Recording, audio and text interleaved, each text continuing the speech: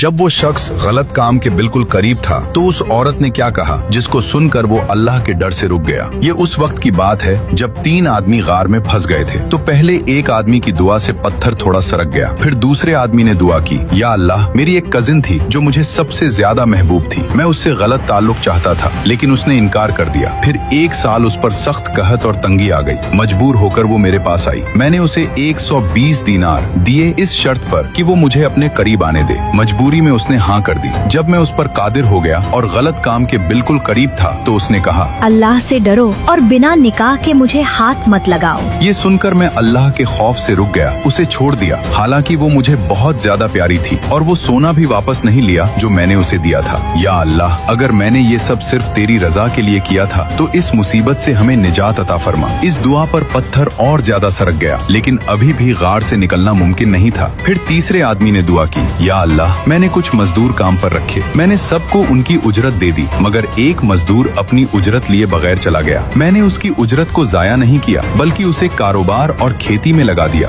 वक्त गुजरता गया और उस पैसे से ऊंट, गायें, बकरियां और चरवाहे बहुत ज्यादा हो गए। कुछ अरसे बाद वो मजदूर वापस आया और बोला, अल्लाह से डरो और मेरी उजरत मुझे दे दो। मैंने कहा, ये सब जो तुम देख रहे हो, ऊंट, गायें, बकरियां और चरवाहे, ये सब तुम्हारी उजरत है। उसने कहा, मेरा मजाक न उड़ाओ। मैंने कहा, मैं मजाक नहीं कर रहा। फिर वो सारा माल ले गया और कुछ भी छोड़कर नहीं गया। या अल्लाह, अगर मैंने ये सब सिर्फ तेरी रजा के लिए किया था तो इस मुसीबत से हमें पूरी तरह निजात दे दे। इस तीसरी दुआ पर पत्थर पूरी तरह हट गया और तीनों आदमी गार से निकलकर चले गए। इन वाकयात का मेन पॉइंट है इखलास। हम जो भी नेकी करें, जैसे रास्ते से तकलीफ देह चीज को हटाने से लेकर नमाज पढ़ने तक, सिर्फ और सिर्फ अल्लाह रब्बुल आलमीन को राजी करने के लिए करें। इस वीडियो पर कमेंट और शेयर इस नियत से करें ताकि दीन की बात फैले तो इंशाअल्लाह आपको उतना ही सवाब मिलेगा जितना अमल करने वाले को मिलेगा। जज़ाकल्लाह।